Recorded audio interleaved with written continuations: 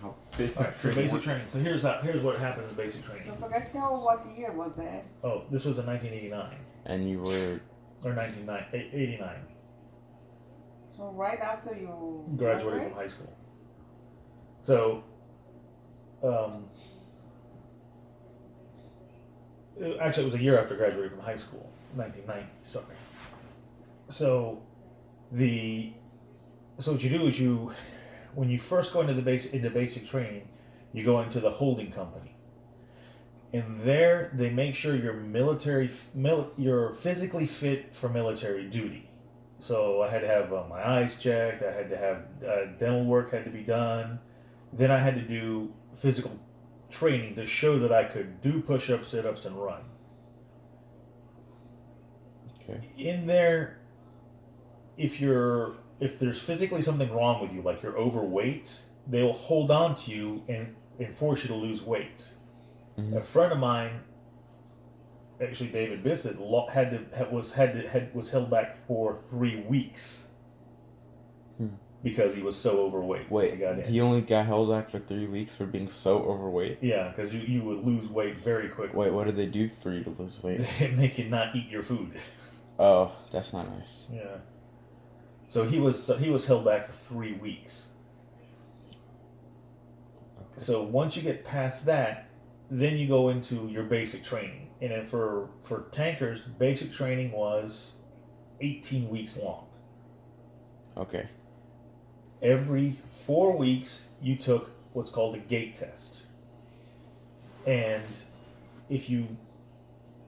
the gait tests were both a physical test and homophobics test? no, and a test to see if you were learning what you were supposed to learn in order to do your job. So, like in the first weeks, one of the things you learn are the 3 rules of being a guard. Never leaving your post, only leaving your post when properly relieved, and reporting anything to the next watch. So how did they test you on that? Did I just put you in a They scenario? just ask you that question. So they just asked you the question. Yeah. Or is it like a someone on the other side of a table or something? Yeah, there's either someone talking to you or it's written.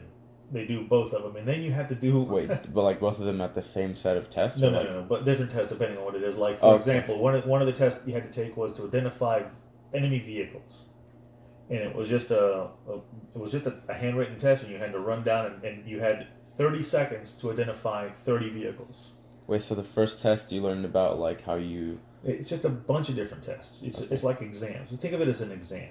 That's the best analogy for it. It's an exam. Okay. Except for the physical parts, the running part, the push-ups and the sit-ups. Did you have that with every test?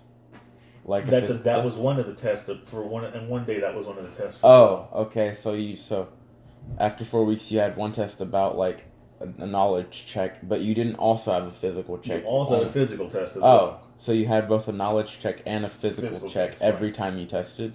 Right, every time you had to test that. And the funny thing is on the PT part of it, they used to have these fat, overweight sergeants who couldn't run to save their lives, timing you to make sure you were doing your run in the right amount of time. Nice. Wait, what was the time? I don't remember. It was a 2-mile run, and I think in under 7 minutes. Just getting started.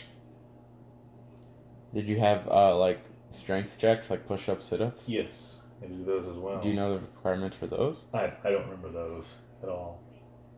Okay. So that was part of the test. So the first 4 weeks was most of it was classwork, learning about being a soldier. Okay. About the different parts of the uniform, when you had to wear one uniform, when you had to wear another one. And I remember how much I got paid the first month I was in. I got $660. The first month? Yeah, the first month, which I had never made that much money in a month up until that point, because I was just a teenager making minimum wage jobs, working 10-hour weeks. So $660 a month, I thought I was the richest man in the world.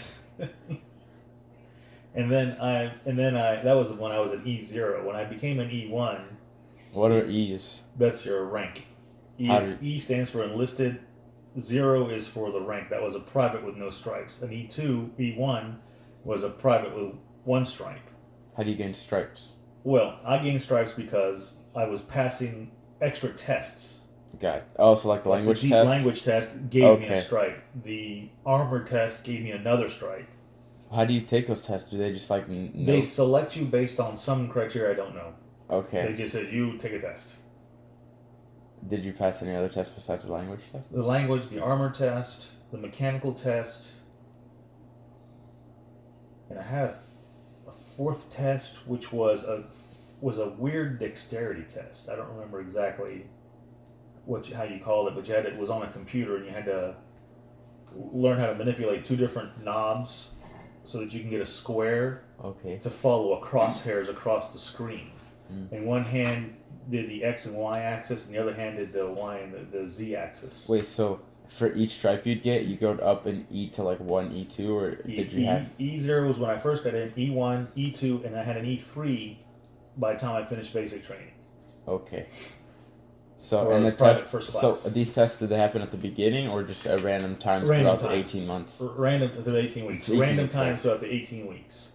Most of them happen, I think, within the first 4 weeks. So, like the language tests and stuff? Yeah, the language test, I think, was like the second day I was in there. Okay. They gave me that language test. So, you were in Knoxville, Kentucky. Knoxville, Kentucky. So, after... No, Fort Knox, Kentucky, which was outside of Louisville, Kentucky. So, and then do you get like a diploma at the end, or like a... Yeah, they gave you like a diploma. Congratulations, you graduated. And then after basic training, what happened? So after basic training, because I wanted to go to do language school, but I had to wait 6 months. Okay. So they said you're going to go to your regular company. My regular company was actually stationed in Germany, but I wasn't going to go to Germany. Why not? Because I was going to go to language school, so there was no reason to send me to Germany, to send me back to the States side. So, but if I got an overseas assignment, I actually got paid more money. So I said, yeah, I'll go ahead and take it, but I'll stay here because I was staying most of my time with the HQ company. What is the HQ? Headquarters. Oh. Because I drove a truck. Yes. So and people got stuck with HQ company if they could drive. Basically, I was a chauffeur for somebody. So okay. And I was a chauffeur for the top sergeant. What was his name? High school that he got this job in the army too. Yeah, being a chauffeur, it's the greatest stuff. Wait. You don't do nothing. What was his name? Was he of any significance? His name was. That was funny. His name was Sergeant Ramirez. He was a Puerto Rican who played soccer for the Colombian national soccer team. How did that work? I have no. He was funny because he asked me where my parents were from. I told him. He said, "Oh yeah, I played for the Colombian," or he tried out for the Colombian national team. I don't think he played for the Colombian. Don't you have to be a citizen of this country?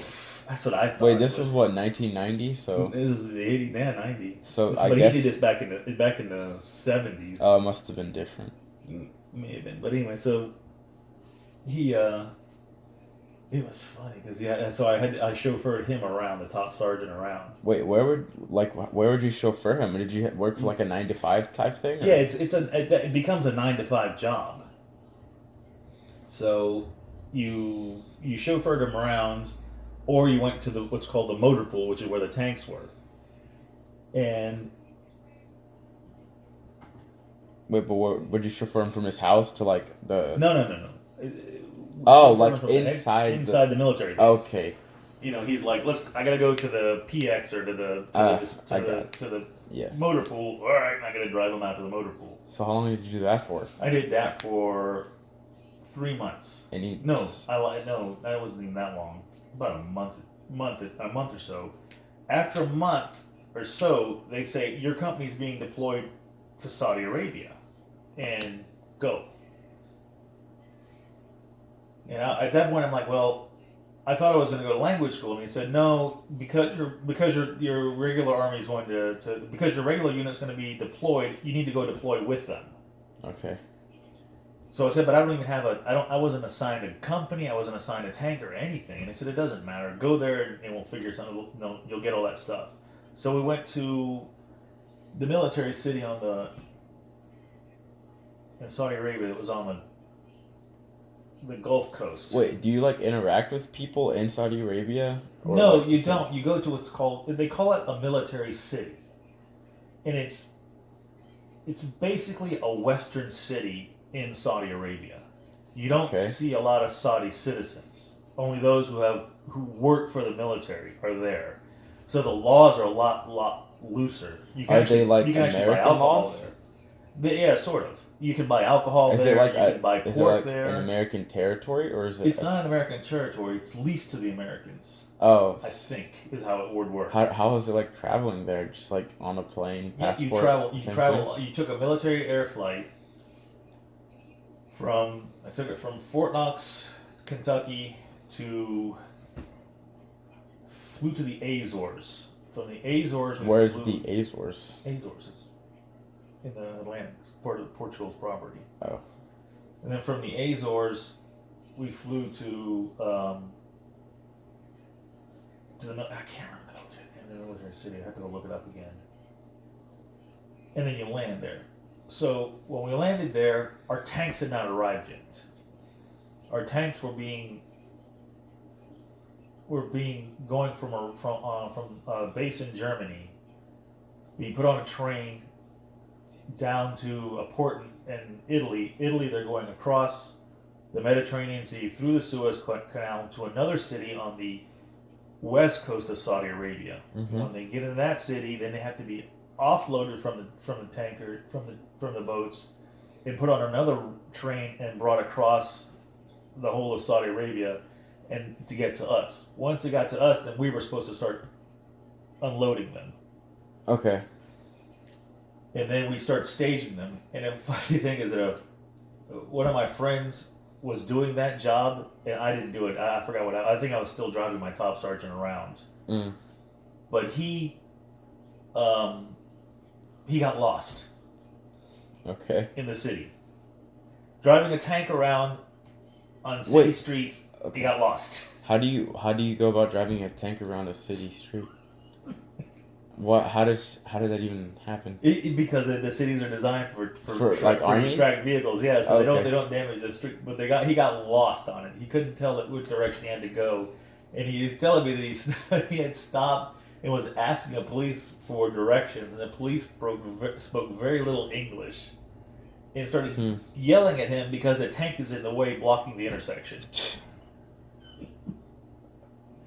What was the weather there like? Like every season hot? No, it was like hot in the day, really cold at night, and then rainy. Where would you sleep? I forgot to ask. So when we were at the military city, we slept in barracks, building barracks. Was it comfortable? It was like, I would guess you'd say it was like a college dorm. So same thing with when you were at the basic training? Yeah, except in basic training, actually one of the things about basic training too was that they were trying to put more people through basic training. So my barracks was actually designed for 4 people to sleep in it. Okay. No, sorry, 8 people to sleep in it. Would you sleep was it like queen beds, twin beds? No, it was bunk beds. Bunk beds. Double bunk beds. Did you fit, or was it like college students that like the Well, I fit, and I had the top bunk because